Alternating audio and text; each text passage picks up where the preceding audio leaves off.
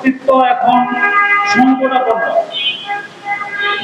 1204 সালে যখন ইকরাউদ্দিন মোহাম্মদ বখতিয়ার খিলজি এই পূর্ব ভারতে ইসলামের পতাকা উত্তোলন করেছিলেন, পূর্ব ভারতকে যখন মুসলিম শাসনাধীনে আনছিলেন, এরপর হতেই হিন্দুত্ববাদের ষড়যন্ত্র চলতেছে।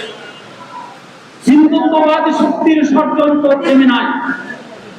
সবসময় মুসলমানদের অস্তিত্বকে পুনরুজ্জীবিত করার জন্য তারা চেষ্টায় লিপ্ত।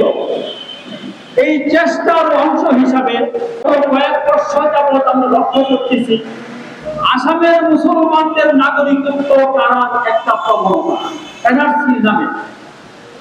দ্বিতীয় পর্যায়ে হলো 2024 সাল পর্যন্ত ভারতীয় দাবেদার বাহিনীতে এই বাংলার মুসলমানদেরকে অত্যাচার অবিচার করার একটি জ্বলন্ত নির্দিষ্ট উদাহরণ। 1924 সালে ভারতীয় বাহিনী যখন বাংলাদেশ থেকে তারা পরাস্ত হয়ে এদেশ থেকে বিতাড়িত হয়েছে, তখন পূর্ব ভারতের আরেকটা ফ্রন্ট পশ্চিমবঙ্গের মুসলমানদের উপর অত্যাচার অবিচার করবে। বস্তুত এই তিনটি অত্যাচার অবিচার একই সূত্রে গঠিত। আপনি যদি লক্ষ্য করেন তবে দেখবেন মুসলিম শাসন এই ভূখণ্ডে প্রতিষ্ঠার পর থেকে হিন্দুত্ববাদী শক্তি, ব্রাহ্মণবাদী শক্তি সাংস্কৃতিক ভাবে, সামরিক ভাবে, অর্থনৈতিক ভাবে সবসময় আগ্রাসনের চেষ্টা করে। আবার লক্ষ্য করবেন এই হিন্দুত্ববাদী শক্তির বিরুদ্ধে যখন মুসলিম জাতীয়তাবাদের মাথা উঁচু করে দাঁড়ায়, তখন হিন্দুত্ববাদী শক্তি পিছনে হতে বাধ্য করে। পূর্ব ভারতের এই মুসলমানদের অস্তিত্ব রক্ষার জন্য বাংলাদেশকে এগিয়ে আসতে হবে। কারণ পূর্ব ভারতের মুসলমানদের গ্রুপ হলো কেন্দ্রবিন্দু হলো ঢাকা।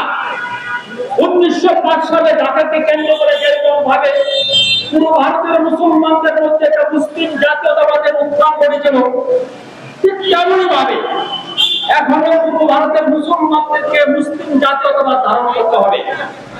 মুসলিম জাতীয়তাবাদ ধারণ ব্যতীত অন্য কোনো আইডিওলজি পূর্ব ভারতের মুসলমানদেরকে রক্ষা করতে পারবে না। বাঙালি জাতীয়তাবাদ পূর্ব ভারতের মুসলমানদের অস্তিত্ব সংহারক একটি মতবাদ। যেখানে বাঙালি জাতীয়তাবাদ রয়েছে সেখানে মুসলমানদের অস্তিত্ব বিনষ্ট করার কায়দা খুঁজে পাবেন। বাঙালি জাতীয়তাবাদের মাধ্যমে পূর্ব ভারতের মুসলমানদের উপর একটি সাংস্কৃতিক আগ্রাসন তারা চালাচ্ছে। তারপরে বিগত সরকারের আমলে 2008 হতে 2023 সাল পর্যন্ত দেখবেন এই বাংলাদেশের মুসলমানদের উপর কি পরিমাণ অর্থনৈতিক আগ্রাসন চলছে। সমস্ত কিছু মুক্তির একমাত্র উপায় হলো মুসলিম জাতীয়তাবাদ। এবার আসুন পূর্ব ভারতের মুসলমানদের কি করা উচিত। বেঙ্গল কেন্দ্রিক, ঢাকা কেন্দ্রিক যে মুসলিম রিয়াসত প্রতিষ্ঠিত হয়েছে, সেই মুসলিম রিয়াসতের দায়িত্ব হলো উভয় পাশের মুসলমানদেরকে নৈতিক এবং যাবতীয় সমর্থন দেওয়া। পবিত্র কুরআনের সূরা আন-নিসার যে আয়াতের মূল বক্তব্য হলো এই 1905 সালে যে পূর্ব ভারতের মুসলমানদেরকে মুসলিম জাতীয়তাবাদকে ধারণ করতে হবে।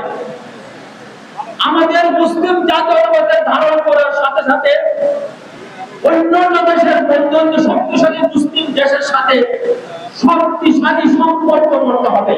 সামরিক, কূটনৈতিক, অর্থনৈতিক সব দিক থেকে কূটনৈতিক সম্পর্কে আবদ্ধ হতে হবে, তাহলে আমরা নিরাপদ। মনে রাখবেন স্পেনের মুসলমানরা যেরকম নিশ্চিত হয়ে গিয়েছিল 700 বছর শাসন করার পর স্পেনে এখন মুসলিম রিয়াসতের কোনো নাম নিশানা নেই, ঠিক তেমনি পূর্ব ভারতের মুসলমানদের বাংলাদেশ কেন্দ্রিক যে রাষ্ট্রটি গঠন হয়েছে সমস্ত মুসলিম বিশ্ব হতে একটি বিচ্ছিন্ন অঞ্চল। এই অঞ্চলকে রক্ষা করতে হলে অন্যান্য মুসলিম দেশের সক্রিয় সমর্থন দরকার। আমাদের বাংলাদেশের মুসলমান শক্তি এখন ক্ষমতায় রয়েছে, মুসলিম শক্তি আমি মনে করি। পার্শ্ববর্তী দেশের মুসলমানদের নির্যাতনের প্রতিবাদে কি করা উচিত সরকারকে ভাবতে হবে। প্রথমত ভারতের মুসলমানদের অত্যাচার অবিচারের জন্য সংসদে একটি নিন্দা প্রস্তাব আনতে হবে। দ্বিতীয়ত, আমাদের যে সাম্প্রতিক কি করতে হবে, সমস্ত গরু চুলা চারবারি বন্ধ করতে হবে। প্রয়োজন হলে সীমান্তে জাতীয় আনসার বাহিনী গঠন করে, স্বেচ্ছাসেবী বাহিনী গঠন করে পাহারা দিতে হবে, যাতে ভারতীয় গরু এই দিকে না আসে। তৃতীয়ত, সামরিক বাহিনীকে